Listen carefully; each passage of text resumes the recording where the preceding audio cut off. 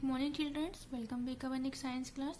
So students, in last class we started our chapter number 14. Now our next topic is heating effects of electricity.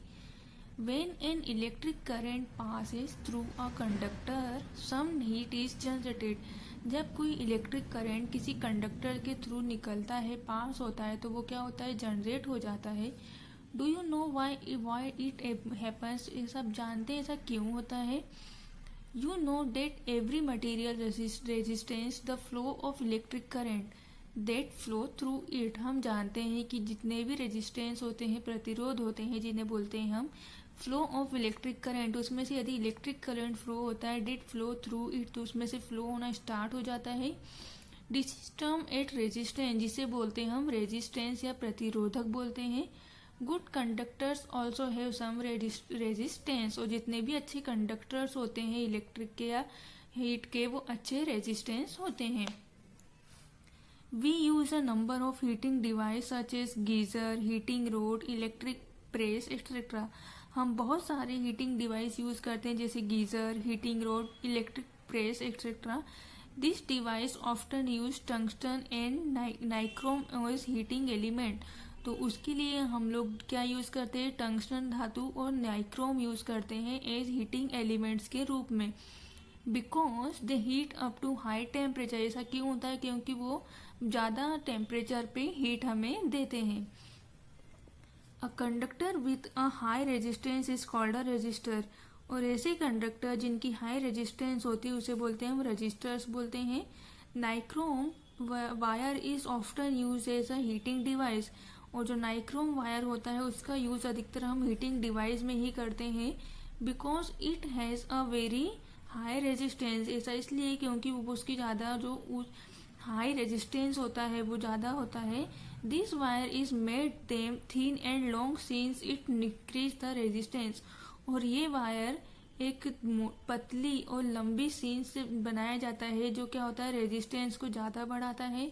If the wire heat up, यदि wire गर्म होगा, it can shake, therefore it is wrapped around a china clay like substance. और वो क्या होगा, वो एक इस प्रकार से रेप रहता होता, कवर हुआ रहता है अराउंड अ चाइना क्ले के आसपास ऐसा रेप रहता है, like substance which gets heated up by the heat of wire and give out heat. और क्या होगा, जब उसे हम फ्लो करेंगे उसमें हीट फ्लो होगी तो हीटेड होगा वो, अब बाय द हीट के द्वारा गर्म होगा and of wire and gives out heat, और हमें बाहर वो हीट देगा या गर्मी देगा. Now next topic, electric fuse. If we come in contact with a naked electric wire, यदि हम किसी इलेक्ट्रिक वायर के कनेक्ट में आते हैं, the electric current passing through wire and electric appliance के गिव्स फैटल शॉक. तो उससे क्या होता है, जब इलेक्ट्रिक करेंट्स उस वायर में से फ्लो हो रहा होता है एंड इलेक्ट्रिक अप्लायंस में आता है, तो can give us a fatal shock. तो हमें छोटा सा शॉक लगता है. The appliance can also catch fire to get run due to leakage. ऐसा क्यों होता है, जब वो appliance can also catch fire, जब उसे फायर एकदम पकड़ में आती है, आग पकड़ में आती है, और get rain due to leakage, और वहाँ से लीकेज होना स्टार्ट हो जाता है. To prevent this from happening, और इसी रोकथाम के लिए each circuit in the house and each appliance has a control to regulate to the flow of electricity. तो हर एक घर में जो अप्लायंस यूज करते हैं उनके कंट्रोल रेगुलेट के लिए इलेक्ट्रिसिटी जब फ्लो कर रहे होते हैं, such a controlling device is called a fuse. तो उसे बोलते हैं, जब वो डिवाइस में से कंट्रोलिंग हो जाती है डिवाइस में, तो उसे बोलते हैं हम fuse. An electric fuse is thus a safety device it is use to save electrical appliance. Electric fuse वह है जिसमें से आप एक सेफ्टी डिवाइस के रूप में यूज करते हैं इलेक्ट्रिक अप्लायंस को. And electric circuit from high and abrupt electric current. A fuse work on principle of resistance. अब देखिए, जो फ्यूज होता है वो रेजिस्टेंस के सिद्धांत पर ही कार्य करता है. If the right amount of electricity passes in the circuit, यदि एक बराबर मात्रा में सर्किट में से इलेक्ट्रिसिटी फ्लो हो रही होती है, the fuse remain as a wire and allow the circuit to work. तो क्या करेगा, वो फ्यूज उस वायर में से सर्किट को अलाउ करेगा फ्लो होने के लिए एंड सर्किट टू वर्क, और सर्किट भी वर्क करना स्टार्ट कर देगा. If the amount of electric flow exist the safe limit, और उसी प्रकार यदि इलेक्ट्रिक फ्लो की मात्रा ज़्यादा है तो द सेफ लिमिट में the fuse heats up and melts breaking the circuit, तो क्या होगा, वो फ्यूज हो जाएगा, तेज गर्म होगा और वो पूरी जो सर्किट से मेल्ट होगी, पिघल जाएगी, टूट जाएगी. No more electricity pass until the fuse of the appliance is repaired, और उसमें से कोई इलेक्ट्रिसिटी पास नहीं होगी उस अप्लायंस में से, और उसे हमें रिपेयर करवाना पड़ेगा या वो अप्लायंस रिपेयर के लिए हो जाएगा. A fuse wire is usually made of a tin lead. अब देखिए जो फ्यूज वायर होता है वो अधिकतर टिन लेड का बनाया जाता है. Alloy with low melting point, इनका मेल्टिंग पॉइंट बिल्कुल कम होता है. In case of a blown fuse, यदि वो थोड़ा सा भी फ्यूज होता है, थोड़े से फ्यूज होने के कारण भी not only the fuse should be change, तो हम उसे फ्यूज नहीं कह सकते, ना ही उसे चेंज करना पड़ेगा. But the fault should also be rectified, because यदि फॉल्ट होता है तो हमें उसके लिए, because if the only the fuse is change, तो हमें उसका फ्यूज चेंज करवाना पड़ेगा. It can blow again cutting of the supply of electricity, और वो उसके लिए इलेक्ट्रिसिटी की सप्लाई को भी कट करना पड़ेगा या रोकना पड़ेगा. Fuses are of different size depending on the amount of electricity. अब देखिए जो फ्यूजेस होता है उनके अलग अलग साइज होते हैं, वो इलेक्ट्रिसिटी की मात्रा पर डिपेंड करता है. Allow to pass through them, उसमें से कितनी पास हो रही है, कितनी हमें पास करना चाहिए. Now next it MCB. MCB full form Miniature Circuit Breaker is another safety device used in a place of fuse. ये एक सेफ्टी डिवाइस होता है जहां पर फ्यूज लगा रहता है, उसकी जगह यूज किया जाता है. MCB is an electric switch that automatically turn off when current is a circuit exceeds the safe limit. देखिए जो MCB होती है एक प्रकार का इलेक्ट्रिक स्विच होता है, ऑटोमेटिकली अपने आप बंद हो जाता है जब इलेक्ट्रिक करंट एकदम से ज़्यादा फ्लो होने लग जाता है उसकी सेफ लिमिट के लिए. The circuit is again restored mechanically off और automatically when the fault is removed, और वो सर्किट वापस रीस्टोर हो जाता है मैकेनिकली के रूप में, ऑटोमेटिकली अपने आप चालू हो जाता है जब उस फॉल्ट को हटा दिया जाता है.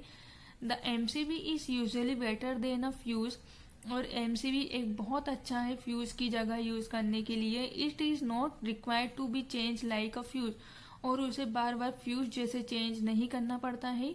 It also restart simple by switching on, और वो एक सिंपल रूप से स्टार्ट हो जाता है स्विच ऑन करके, unlike fuse wire which need to be replaced. और लेकिन यदि फ्यूज वायर खराब होता है तो उसे हटाने की ज़रूरत पड़ती है, उसे रिप्लेस करने की ज़रूरत होती है. लेकिन MCB को हम बिना रिप्लेस करे उसे स्विच ऑन करके वापस चालू कर सकते हैं. Next topic magnetic affects of electricity. अब इलेक्ट्रिसिटी विद्युत में मैग्नेटिक अफेक्ट्स किस प्रकार होता है. Electric current also produce magnet effect. देखिए जो इलेक्ट्रिक करंट होता है वो मैग्नेटिक अफेक्ट भी प्रोड्यूस करता है. Many devices like telephone, electric bell, motor, etc. work on the principle of magnetic effect. और ये सभी जो हमने डिवाइस बताए हैं अभी, टेलीफोन, इलेक्ट्रिक बेल, मोटर, ये सभी मैग्नेटिक इफेक्ट के रूप में, सिद्धांत के रूप में वर्क करते हैं. प्रोड्यूस बाय इलेक्ट्रिक करंट, जो इलेक्ट्रिक करंट के द्वारा उत्पन्न होता है. Let's perform the following activity to know about the magnetic affect of electricity. अब हमें एक एक्टिविटी परफॉर्म करना है जिसके द्वारा हम पता लगाएंगे कि मैग्नेटिक अफेक्ट ऑफ इलेक्ट्रिसिटी किस प्रकार होता है. To demonstrate the magnetic affect of the electric current, what you need, आपको क्या क्या जरूरत लगेगी. अब magnetic compass, a bulb in a bulb holder, 6 volt battery, a switch, a plastic box, screwdriver, some insulated copper wire. Okay. Method, make a circuit using battery. आपको क्या बनाना है, circuit बनाना है बैटरी के यूज करने के लिए. Switch लेना है and the bulb in the bulb holder, और बल्ब होल्डर में बल्ब लगाना है. पुट द स्विच ऑन, उसके बाद आपको उसका स्विच ऑन करना है. Check whether the bulb light up और नॉट, और आपको चेक करना है कि बल्ब लाइट देता है या नहीं. Now turn the switch off, आपको उस बल्ब का स्विच ऑफ करना है.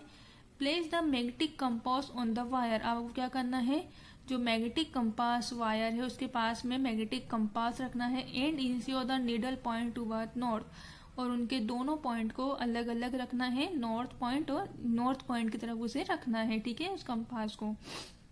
Move the wire so that, उसके बाद आपको उस वायर को हटा देना है north south in line with the needle, और उस नीडल से नॉर्थ साइड पॉइंट को जोड़ देना है।